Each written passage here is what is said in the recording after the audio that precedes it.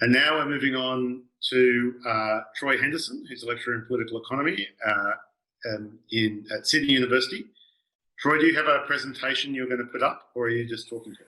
Oh, yeah, I do. I suppose it's something that approximates a presentation. Thanks, Ben.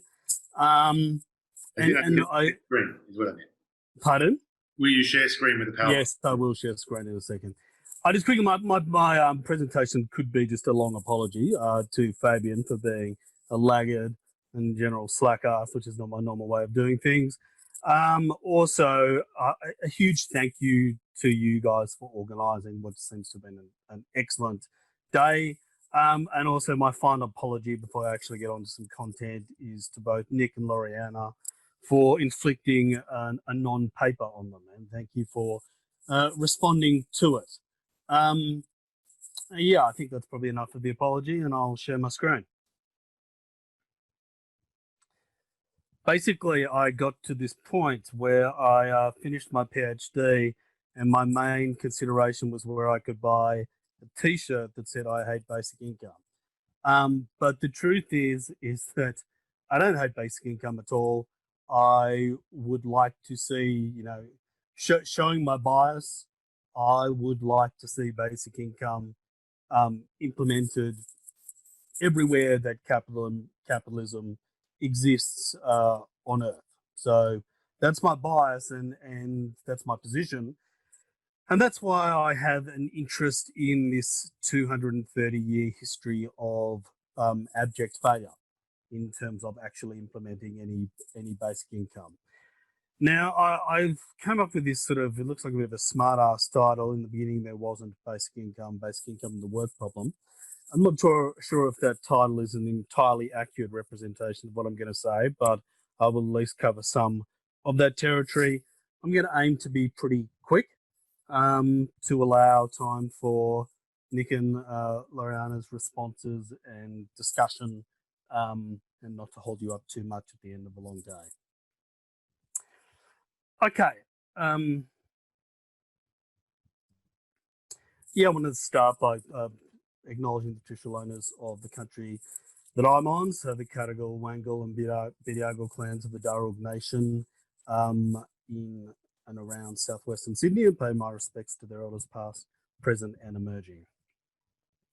Okay, I want to start with an assertion, and the assertion is basic income is a right. Now, it's a right that is not currently respected and doesn't actually exist anywhere on Earth.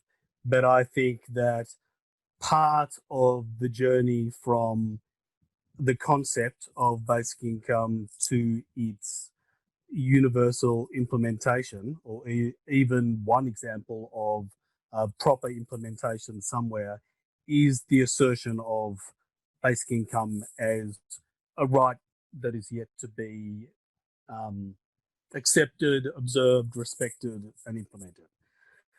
And a lot of what I suppose we've talked about today, and we talk about in many basic income conferences, is how to sort of navigate that pathway from this concept to implementation, looking at all of the very considerable barriers that are in the road of instituting a basic income. I've just put up a bunch. Most of you are probably familiar with these characterizations of basic income, going back to Thomas Paine in 1797 in Agrarian Justice, that the appeal for a basic income is grounded in justice, not charity. Philippe Van Parijs's real freedom for all, and I still think that definition of freedom as the freedom to do what one might want to do and having the means to do it is a very appealing definition or characterization of freedom. And I've said this at several conferences, but I think that progressives, the left, whatever you want to call that bunch of people, have neglected freedom and liberty for far too long as an ethical concern and a political goal. And then also, whenever I've talked about basic income as a universal right or a social right, I think either Elise or Greg has always said, a rightful share. Read Ferguson. And I finally read Ferguson, and that is also an appealing analysis in terms of framing this right that is not yet implemented, and I have not yet decided whether it's it's a better approach to simply assert it as a right or to talk about a rightful share. What is more useful? It may be useful. They may have different uses in different contexts. Gortz's characterization of basic income as an exit route. He meant an exit route from the wage relation and also ultimately an exit route from capitalism. What is it a right to? Cold hard cash and time.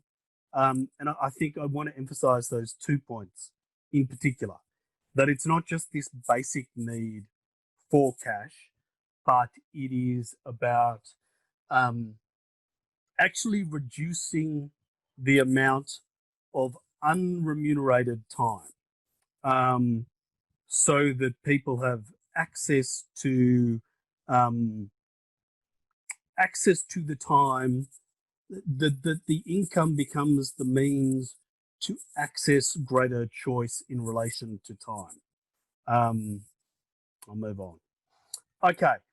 I'm not going to go into this in great detail because I have no idea how many people have spent a long time reading all of Van Price's Real Freedom for All, where I think he makes some fantastic contributions to the basic income literature. But when he gets into the engagement with the liberal egalitarian scholars from Rawls to Dworkin, Ackerman, Sen and others, and tries to justify a basic income based on a legitimate right to a per capita share of external assets, I think he goes down an unnecessary path. And I think he possibly agrees with that now. And generally reading something like the literature on a Dworkinian or auction or Van Price's jobs as assets argument, they're really interesting thought experiments that I think have basically no practical application and are therefore dead ends in terms of linking this right to a basic income to a legitimate financing source. Okay, so the alternative, and this may not be very controversial at all with any of you, I don't know, but the starting point is that wealth is social and evolutionary, and the various attempts to explain the reward system that we have in capitalist society in relation to work and pay, that they are fundamentally flawed. I mean, I'm going to argue the marginal productivity theory is just flat out wrong. He doesn't explain why a nurse gets paid X amount and a merchant banker gets paid Y. I'd also argue that it's fundamentally impossible to assign a just reward in precise monetary terms to any individual in capitalist society. But in capitalist society, money, income is a basic need. And therefore, I'm asserting that it's a basic right. And when I try to think about alternative, are there any other basic needs? I mean, the only way I could think about is that if everything was provided in kind by way of charity, because not enough people have enough access to land in order to meet even their basic subsistence needs without access to cash income. And that interesting paper earlier that we heard about housing, I think housing is like the main competitor to money income as something that could be asserted as a basic right in capitalist society, a right to housing, and I'm certainly a very strong supporter of massively expanded social housing, but housing has a disadvantage of being relatively illiquid vis-a-vis a money income. Okay, an alternative approach, again, this is, I'm not going to go into this in much detail. My alternative attempt to sort of reject the external endowments argument and to focus on the social and evolutionary character of wealth where I talk about total social productivity, which uses two problematic terms, gross domestic product and unremunerated work, to illustrate a couple of points. One is GDP, as flawed as it is some measure of the material resources at the disposal of a particular society. Unremunerated work proves, however it's measured, again, that is problematic, but it proves beyond any shadow of a doubt that pecuniary incentives are not the sole incentives for work, and that unpaid work is carried out disproportionately by women on a mass scale. And therefore, there's some need to recognise, and I would argue, compensate that work as well as redistribute it. There are, of course, feminist analyses of basic income that say it would reinforce rather than help ameliorate the sexual or gender division of labour. Okay, so I think I've made all the points I need to make in relation to that. Yeah, GDP, just that one point on GDP, that yes, it is a flow, but it tends to accrete into stocks of wealth over time.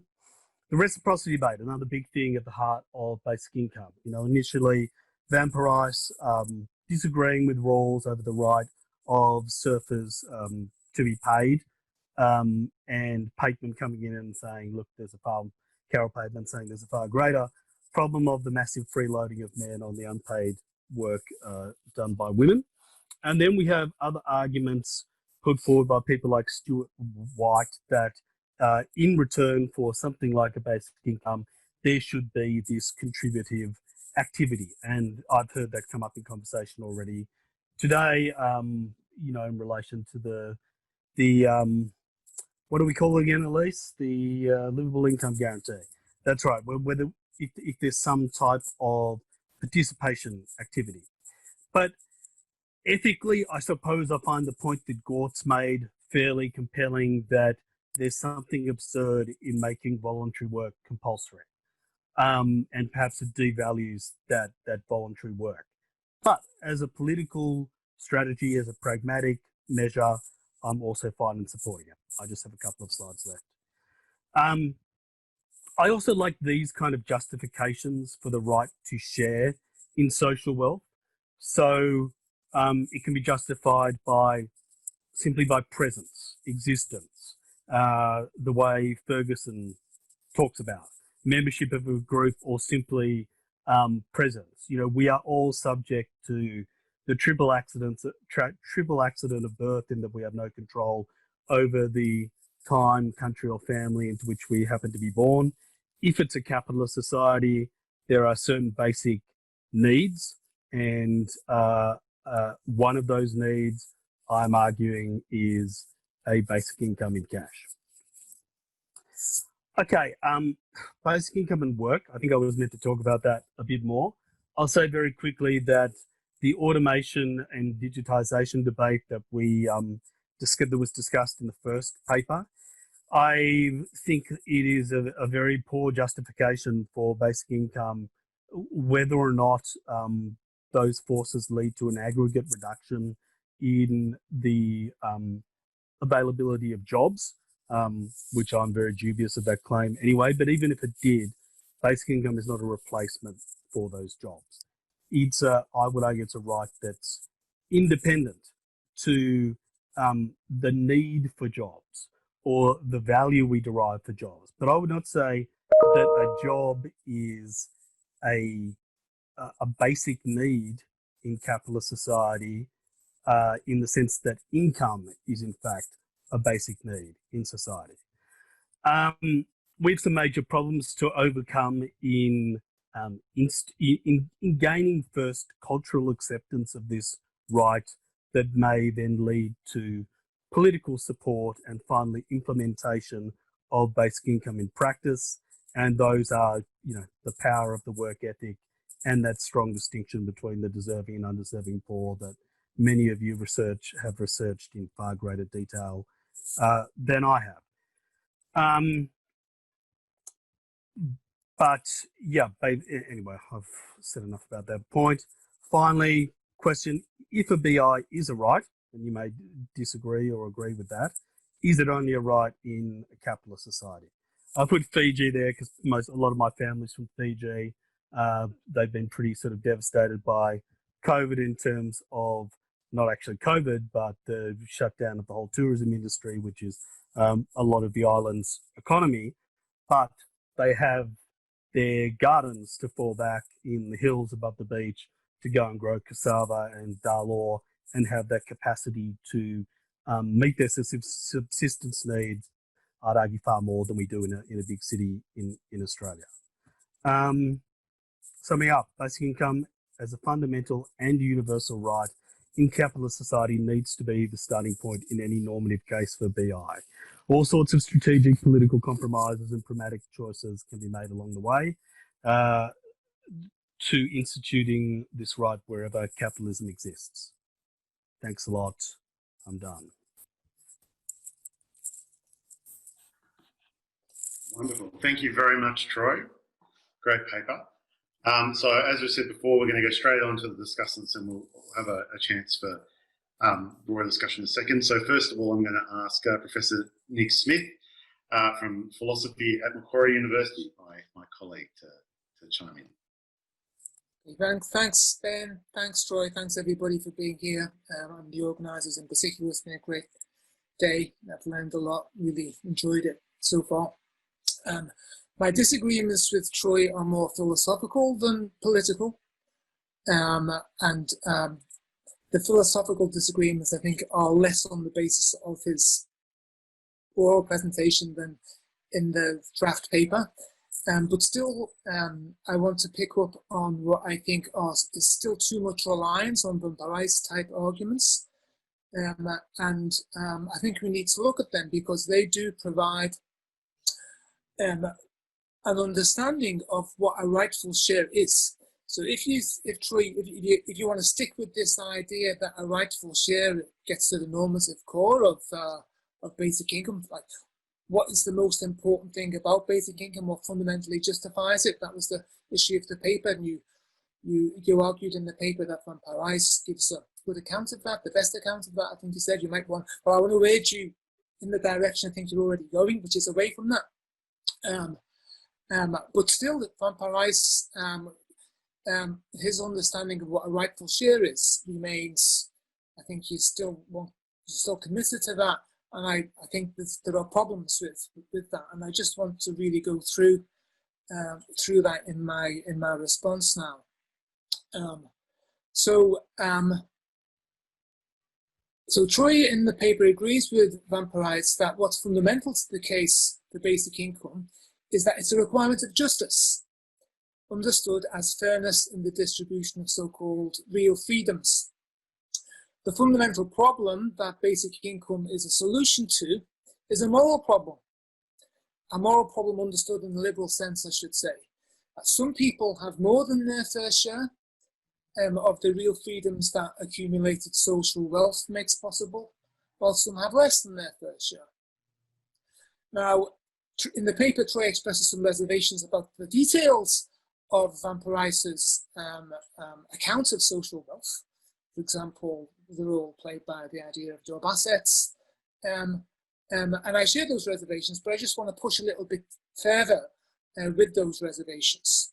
I've got various reasons for wanting to do that, but the one I want to focus on now is this. What does it mean to invoke justice generally and in relation to basic income as a practice guiding norm? And this is such a basic question. I think it's often missed in literature, but I want to dwell on it because I do think it raises some issues that it helps to focus, I think, a little bit on some of the issues that have risen in the discussion today, but I think need further discussion and a little bit obscure as things stand. Okay, so what are we doing when we appeal to justice as a practice guiding norm? Well, according to most liberal theorists, including Van Parijs, we're appealing to the standard that can, in principle, garner the assent of all rational beings. The task of a theory of justice is to formulate that standard. To theorize about justice you have to put yourself into the position of a rational being in negotiation with other rational beings about how to organize the basic structure of the society you commonly inhabit. How do you do that? Well, the key step is to abstract from the various concerns and attachments that impinge contingently on your status as a rational being, and that are likely to bring you into conflict, unresolvable conflict with your fellows. As a rational being on this liberal view, what fundamentally matters to you is freedom, liberty. Freedom is the fundamental thing that rational agents deliberating with each other about the conditions of their coexistence will want to secure. Because they are aware of the equal dignity they share as rational beings, they will first seek to secure equal basic freedoms, legal rights. But they will also seek to distribute the material resources that enable them to act freely. That means, for vampires, do and get what you want. His notion of freedom is very simple. I disagree with the idea it's a complex side. It's a very simple idea of freedom he has. It's being able to do what you want, get what you want, be what you want. Simple as that. So it's important that you have an equal share of these resources, and that those resources are distributed in a way that reflects your equal moral standing. So these people, the people who are the position we have to put ourselves in when theorizing about justice, and the rational agent in negotiation with other rational agents, they'll seek to establish a principle for distributing resources equally and fairly. The central task of the theory of justice, according to this model, is to tell us what that principle is. The principle is a theoretical construct requiring abstractions of the kind I just mentioned, but it can be then applied to human societies. When we appeal to justice as a practice guiding norm, then, according to this model, we invoke an ideal that can be theoretically justified using the procedure just sketched, and then we see how we can apply it through particular institutional reforms or policies. We move from the ideal to the real. Contrast that now with another approach.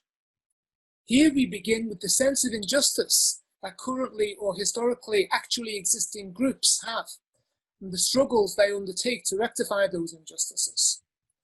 We start by listening to what people say about the injustices they suffer, and by observing what they do collectively to make their lives better. The task of the theorist of justice on this view is to interpret the lived experience of those who suffer from injustice, and perhaps struggle against injustice, to compose narratives about how these experiences and struggles are connected, and to explain those connections where we can by reference to historically specific social structures and institutions. What discloses itself in the experience of injustice on this view is not an ideal norm that only becomes fully transparent from the abstract perspective of an ideal theorist, but an anticipation of justice that's immanent to the actual context of injustice itself, to the social institutions and relationships that give rise to that experience. This means that when we invoke justice as a guide to practice on this view, we typically have in mind already existing concrete possibilities. Typically, these will be possibilities that those actually engaged in political struggle, not theorists observing from above, are in the best position to see and understand. Rather than moving from the ideal to the real, we bring out the ideal as it exists within the real, but insufficiently or inadequately exists within the real.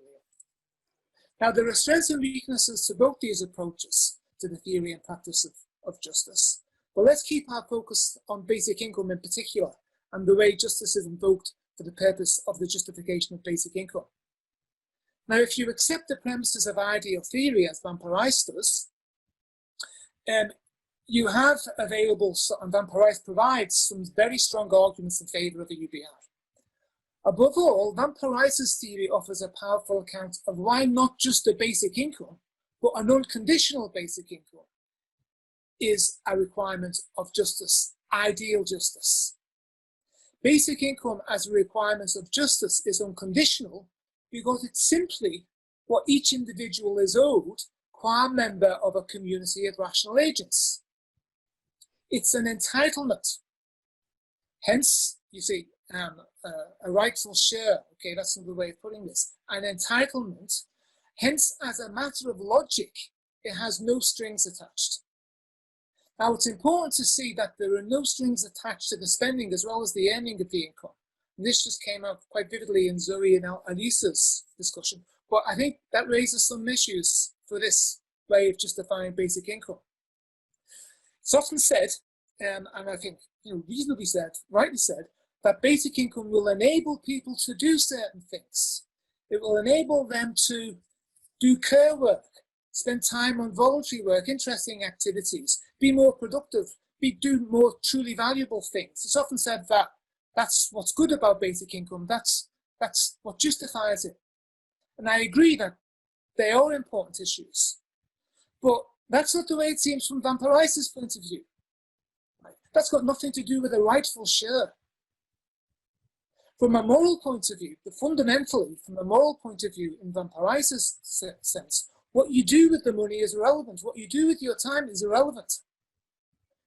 The idea is like the social wealth, the socially accumulated, it's like a pie. So we've got this pie of socially accumulated wealth that's evolved historically, as Troy said. The moral issue is to divide that good, the pie, equally and fairly. Okay, so everybody gets the same slice of the pie. That's what the basic income is. That's what it represents. But what you do with the pie is completely up to you. Whether you eat it or give it to your elderly neighbour, yeah, or whether you give it to your dog or whether you throw it in the bin, that's completely irrelevant from a moral point of view. On this view, in this liberal egalitarian view, it's just a matter of your preference. And each individual have their own subjective preferences about what to do, whether they like to eat or give, whether they're altruistic or whatever, or wasteful. Doesn't matter.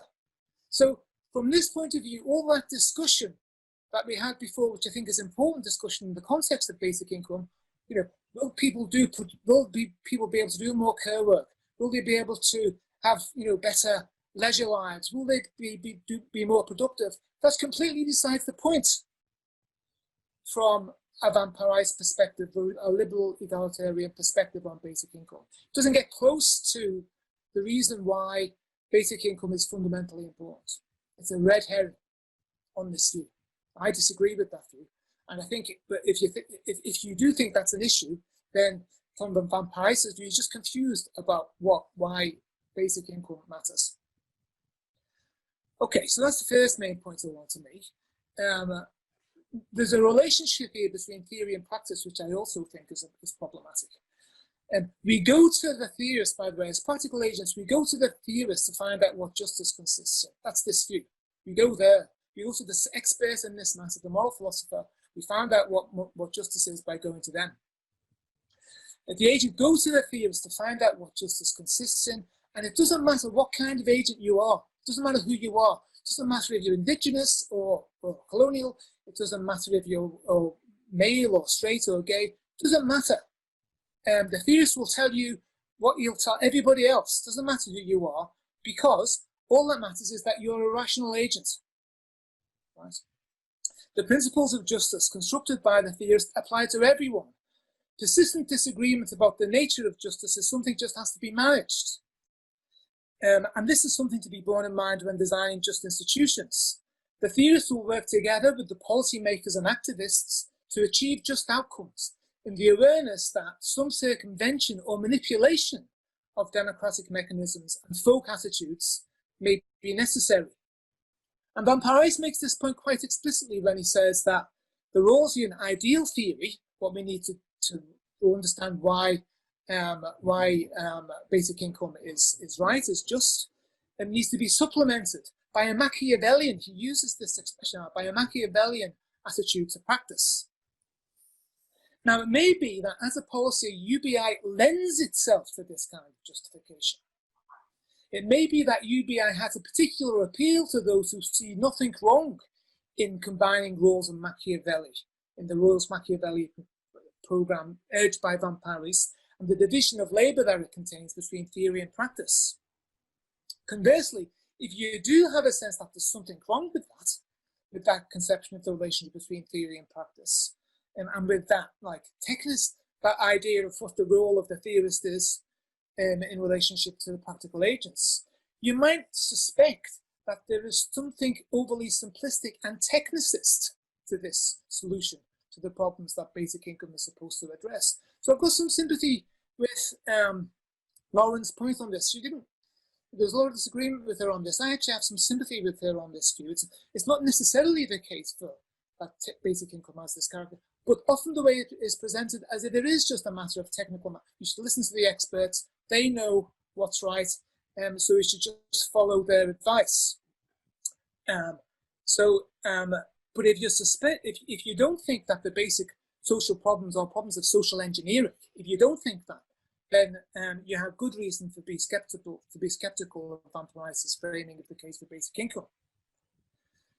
But maybe the problem isn't so much with the policy as with just the forms of justification of this policy, and this is where I stand.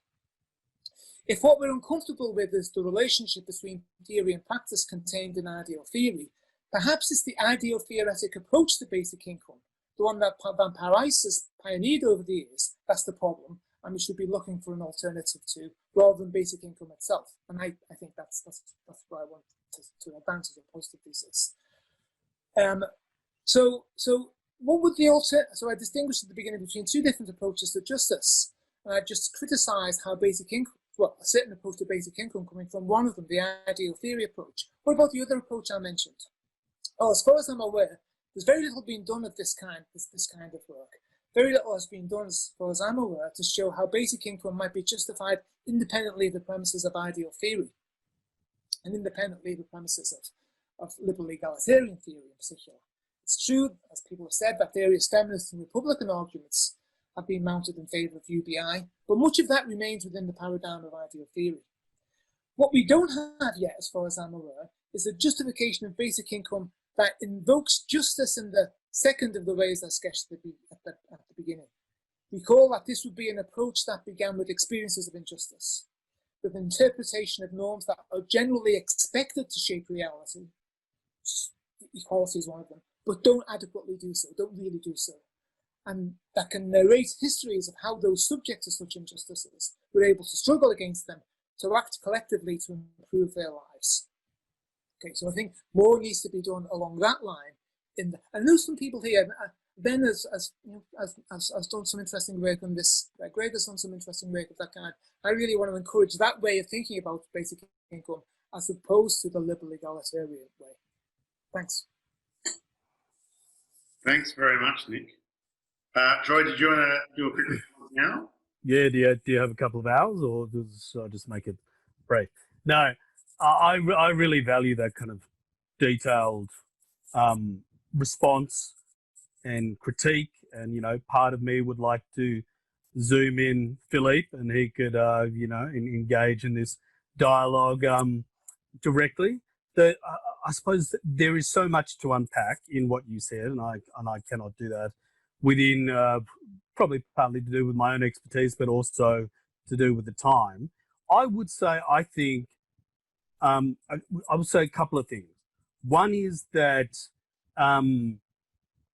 we see examples of policies that are actually very similar to basic income, that start with demands for justice from particular groups experiencing those injustices, and that leads to an outcome such as the age pension, which becomes an institutionalized policy reality, which moves a huge cohort of people out of poverty and has a practical effect. Now, it is true that Philippe is, and he's about the only one who's tried to work out this I think ultimately failed. I'd agree with you, to work out a sort of a perfectly theoretically justified, logically consistent justification for basic income. What I do like about it is he does move back from that principle, which you may pick holes in, his theory of justice. And I wasn't arguing that it was complex rather than I find it appealing. You know, this idea of keeping the doorway to free activity permanently ajar through the life course. That's what I find appealing in that. But he returns to what I'd say is a far more pragmatic position of saying basic income is the policy mechanism, maximum base income, returning to the Rawlsian concept, is the policy mechanism that best moves society in the direction towards greater access to real freedom. So it is a long way from an equal division of any pie, right? It is more to do with creating a floor, but it is, as some other critics of Van Price have made the point, it's a scale of freedom, right? The idea that the basic income should be increased progressively over time, and that the highest sustainable basic income is the policy mechanism that facilitates maximum real freedom. I think we're going to have a fair bit of conversation in a minute, but I'm going to first go over to Loriana to add her comments in here as the second discussant. So Loriana Luccioni, who is from the School of Social Sciences at the University of Queensland. Thank you, Ben and Fabian. Thank you very much, Troy, for giving me this opportunity to review your paper and provide some hopefully constructive feedback. And thank you, Nick, as well, for trying and disentangle all these philosophical debates, you know, within the libertarian and egalitarian literature, which certainly I couldn't have that knowledge to disentangle. I would like to acknowledge, first of all, the Turrbal and Yugara people, were the custodians of the land where I live and work, and this land that has never been ceded. And I would also like to pay my respect to the elders, past, present, and emerging. So, well, clearly, as Troy has acknowledged at the start, this paper was unfinished business, and you can certainly perceive it. So I will probably reference the paper itself a lot more than the presentation, because I think you provide some very insightful opening to other debates that are underdeveloped within the basic income literature. So yes, as I said, it is a work in progress, but I certainly enjoyed this intricate and deep engagement with the literature. So within the debate on the form and function of basic income in relation to various conceptions of work, you assert that framing a basic income in instrumental ways, and you list 3 of them. So as inevitable due to automation and digitization, desirable as an exit option from oppressive forms of work, and feasible because it does not seriously threaten aggregate labor supply, should all take a second order of importance within this framing debate. And I really like this frame that you attempted to put forward. And I quote you on this. So the first order justification of basic income is based on one principle, the one that has just been discussed by Nick, so Van Price, real freedom for all, and one fact that is socially produced by society. And I'm particularly interested, and will develop and give a couple of, I will develop a couple of points in which you can really tie this concept of the rightful share to what you use as the demand, the utopian demand that Katie Wicks talks about. And to substantiate this fact of the first order justification, you introduce the concept of the rightful share, which is a right to a share in the cumulative proceeds of social wealth, and must be treated as prior to any right to paid employment and categorical benefits.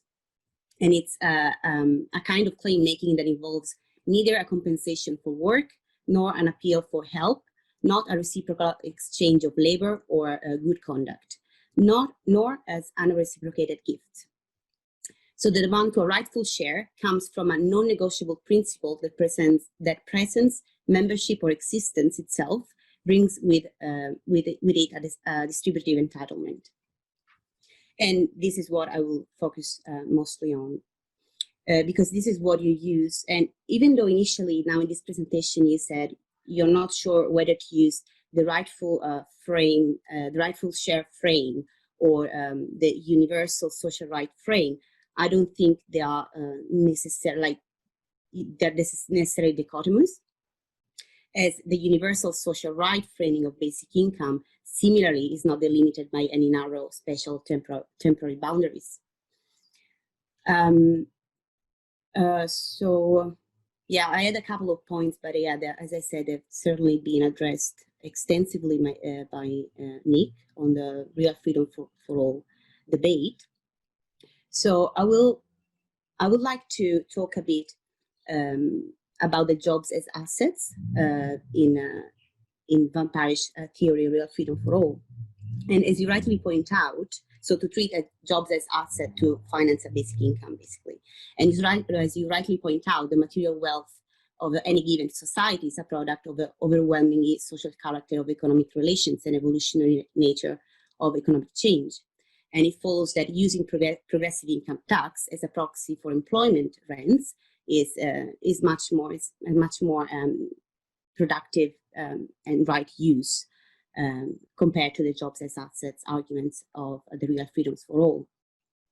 And the point that I wanted to make to add on this, maybe to build a stronger argument on this, is you might also include the issue with valuing jobs as assets by adding guards beyond the labor theory of value and the whole broader cognitive capitalist literature, whereby current economic and social trends are rendering the law of value obsolete. So you might use this, so the transition from Fordism to post-Fordism as an argument, to why it is becoming increasingly hard to value work as we mean it. And in fact, we live in a quite different economy in which prices are no longer a reflection of the cost of direct labor contained in the products and the means of labor, and a cost that is increasingly marginal, and the price system no longer reflects this exchange value of products. And as you pointed out in your presentation, the fallacies of the marginal productivity theory. And I think one last point on this, jobs as assets. You could also link this argument with the demand, with a more philosophical argument of CUBI as an utopic demand, in that it is, in this case, it's a demand that points out to the arbitrary nature of deciding on what is wage work and what is its value within this broader economic system, where the difference between production and reproduction, work and non-work, are becoming increasingly obscured and really different to assess. And secondly and lastly, so to develop this the demand point, this tension between the pragmatic and the utopic characters of a basic income, I wanted to share with you that I'm a fan of the total social productivity heuristic that you come out with, as we just talked about. So it's not possible to quantify with any rigor the precise contribution of discrete individuals to the magnitude of social wealth, and therefore to assign to each individual their legitimate share of this social wealth. And this gives us a better understanding of the nature of social wealth.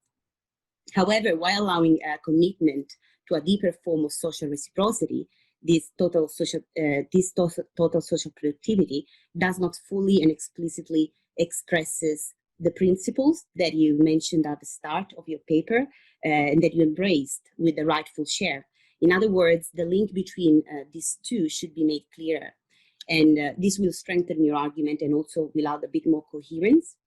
And in the paper, you defend this deeper form of social reciprocity using 5 different arguments that have been used widely within the UBI literature. So the first one is the difficulty in identifying, administering forms of contributive activity. And it's also, of course, costly and intrusive. Then the egalitarian liberal philosophy of liberal neutrality regarding the different conceptions of good life that we just talked about. and Gore's rejection to the nonsensical prospect of compulsory voluntary work on the basis that it would devalue work of genuine volunteers. You also mentioned the androcentric bias of much of the reciprocity debate and the massive free riding in the household, which is a feminist argument put forward mainly by Patterman and Mulligan in a recognition theory. And so while all these arguments are worthwhile to be repeated all over again, as they demand a recognition from some social categories and of some form of human states of doing, none of them demands recognition of states of being as unapologetically as the rightful share does. So to add and reinvigorate the demand and how to navigate this tension between the pragmatic and the utopian sides of this demand to a rightful share, I think you might want to stress that this demand is coming from a non-negotiable principle that presence, membership, and existence itself brings with it a distributive entitlement. And this because going back to Kathy Weeks, which is, the theory that, like, her view of a political demand that you use to substantiate your argument, you really have to hold on and to emphasize the strength of this demand in the epistemological and ontological productivity that it has. So that by putting forward a basic income, by justifying a basic income on a rightful share, you're both using the perspective power of the demand, in that it makes visible and encourages critical reflection on the present order of things. And most importantly, you are using the provocation side of the demand, because of course it challenges the ideas of self-worth and social reciprocity that are firmly attached to the labor market. And more provocative even, it really invites us to expand what do we mean by what are our needs, what are our desires. And here I think is the potential of the demand, as it is argued by Katie Weeks, really to open up the social imaginaries and let's be unapologetic, let's push the boundaries. I think that is it for me. I hope I've been clear in whatever way I've attempted. Thank you. Yeah, thank you so much, Loriana. Again, I suppose as with Nick's feedback, I'm pretty glad this is recorded, so I can review all of that detailed material when I actually put together a proper paper rather than cutting and pasting a few sections from my PhD. But look, yeah, I'm not exactly sure which of all the things that you've pointed out to focus on in particular.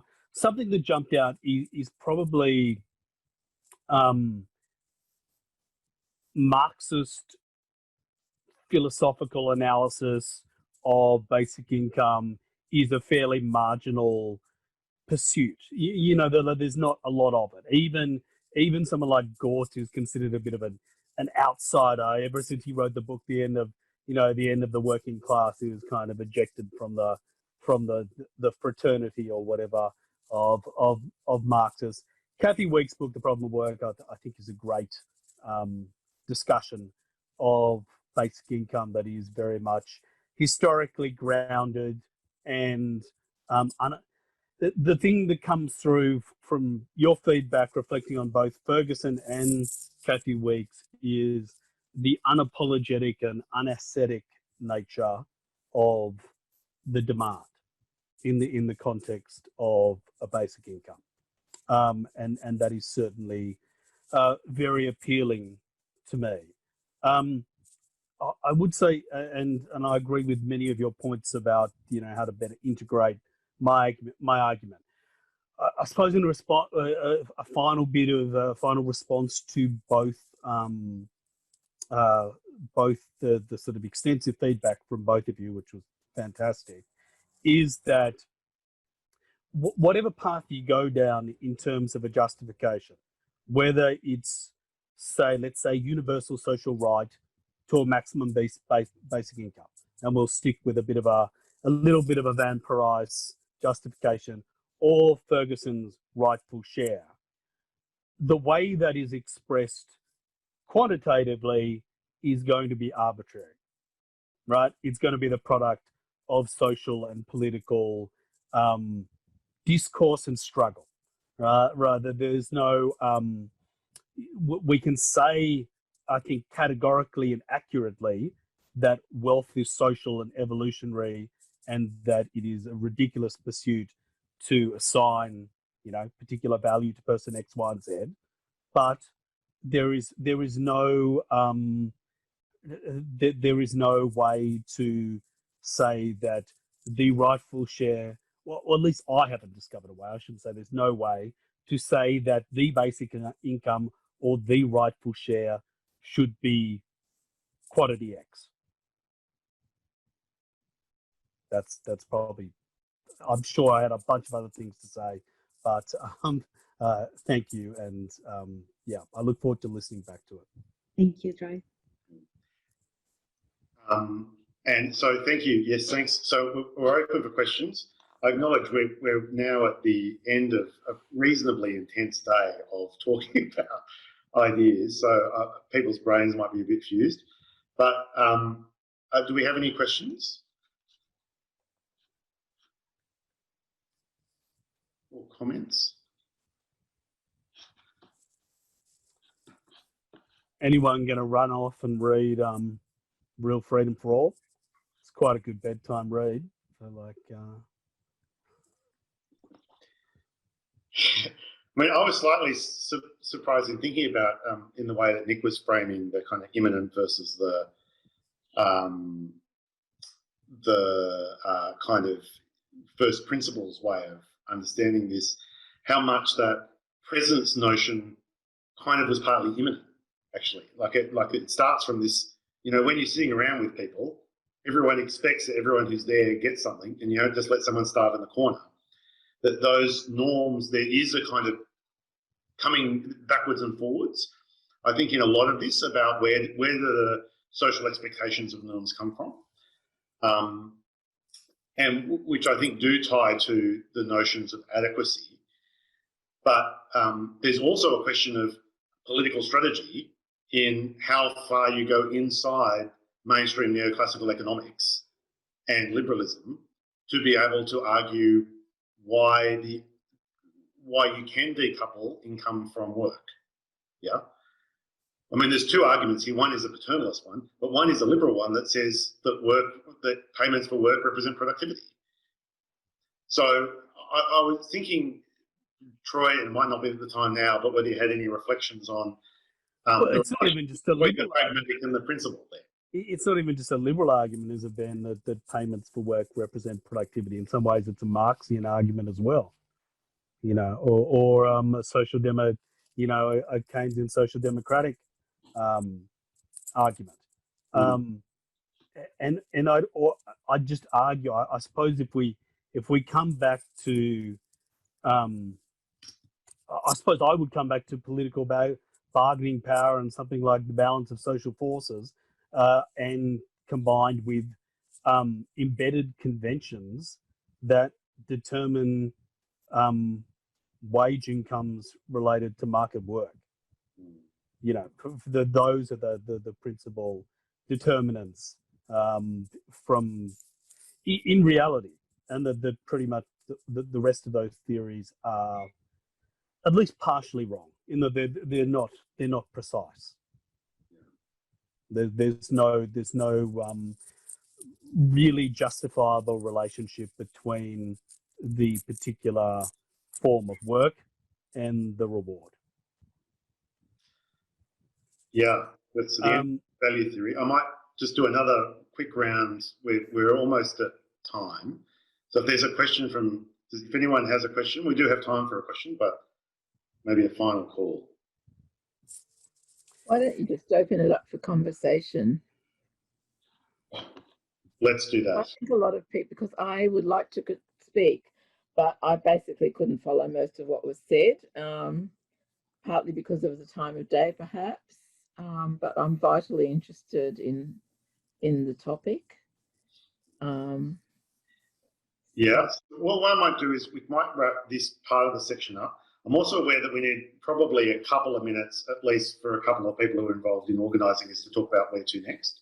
Can But I then before you shut down this session? I'm going to let me finish. I'll come to you first, and then we'll. But I'm also aware we've had lots of wonderful people coming and joining us from TASA, so Yep. there's some time for that. So I might get Troy to do a wrap up here, then we'll open it up, and then at least Fabian and me and anyone else who's involved in this who wants to stick around, we can have a quick chat about the next steps, and we'll email everybody else about that in any case. Troy? Just very quickly, I know this is a TASA event. It's fantastic, but it's had quite a sort of interdisciplinary feel, which I think has been good. And in the international debate, philosophers have been absolutely key since the 1980s. And so it's very nice, even though challenging, to engage with Nick around these issues.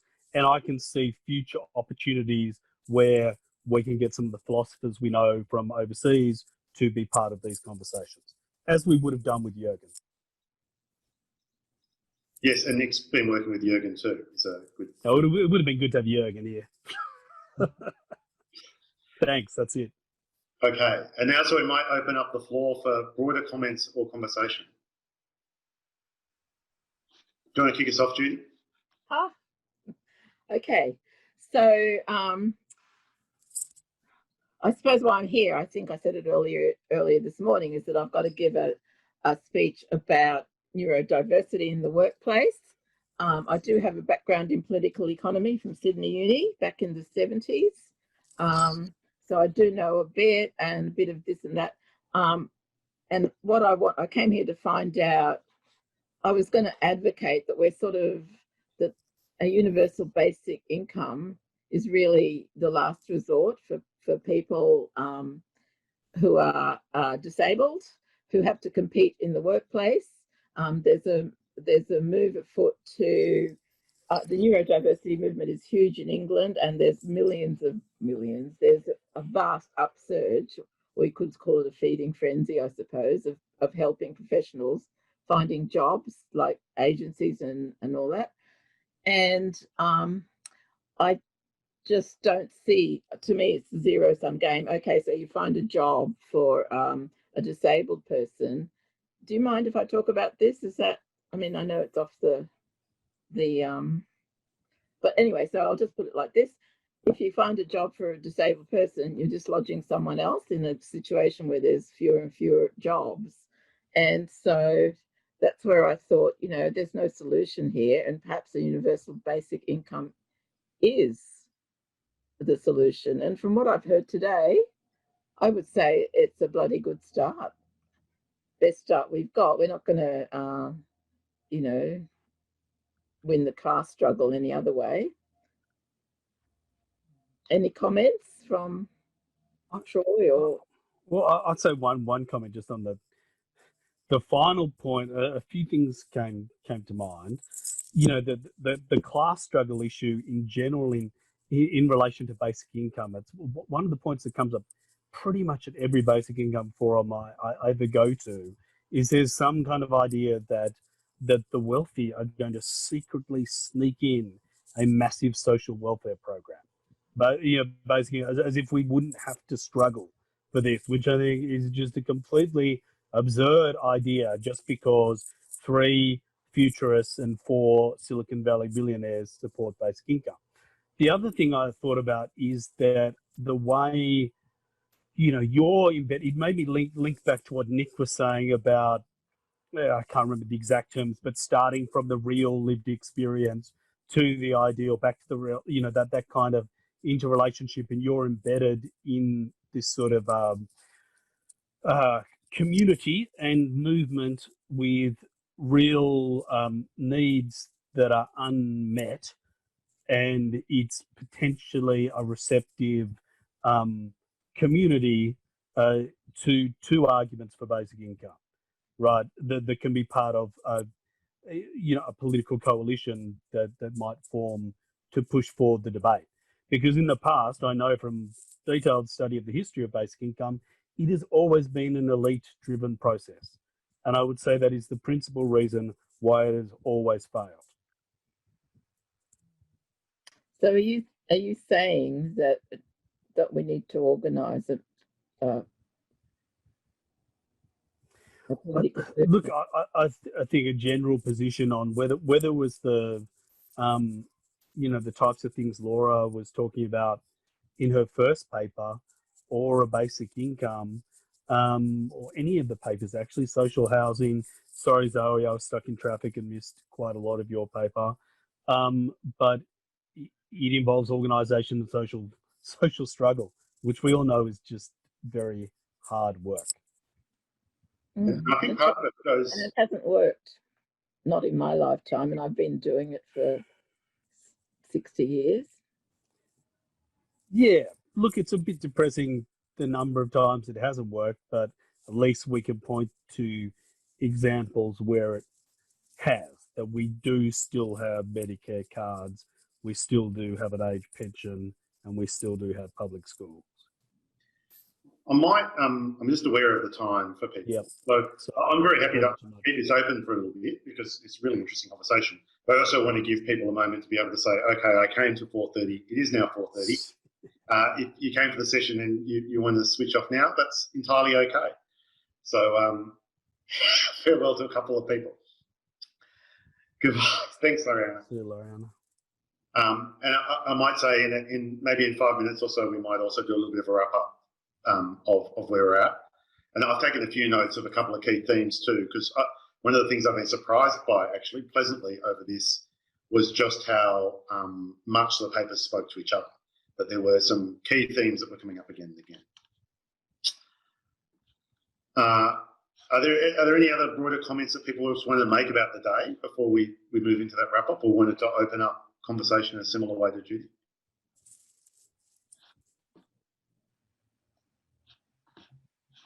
No, shall I continue to make trouble? Maybe you should do a bit of the wrap up then, while we've still got 10. Yeah. So why don't we do the wrap up? So, first of all, thank you very much to everyone who came along. Thanks particularly to Fabian, who put in the hard work of doing the vast bulk of the organising for the day. It's really, really valuable. Thank you. So Fabian will give us a bit of a brief about where we're up to in terms of the next step is to work on the papers. We're going to recirculate them to the respondents, be able to circulate written feedback as well as this feedback. I'll ask Fabian on notice now when I go to him about what's happening with the recording and how people can access that. We are moving towards, obviously, a special issue.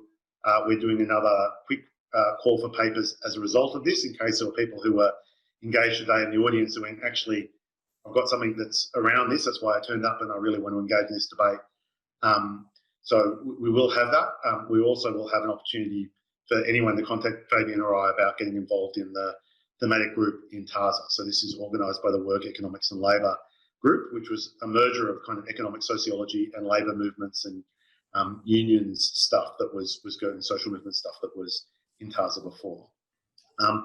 And maybe I'll just quickly note before I pass on to Fabian, for me there were at least 4 or 5 kind of key things that spoke to different papers. There was something about the kind of monopolistic and colonial state that talked about the resource economy and land as both a big structural impediment to justice but a potential opportunity that was across several different papers. There was a question about what are we comparing UBI to, and a kind of strategic question about do we want basic income or something else, and what is the something else, and how do we evaluate what it might be. There was a persistent question about basic income as a money payment versus the provision of needs in kind as forms of service, and the basic income versus services, either UBI, UBS, but also a series of other things that went to whether this was a right, whether you should trust people with money or not, whether it was technically cheaper to be able to deliver things in other ways, whether it was neoliberal and market-oriented to provide money versus goods directly.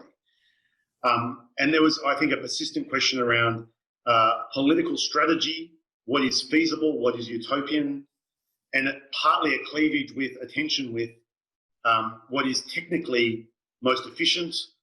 This is a kind of technocratic intervention rather than a political mobilisation.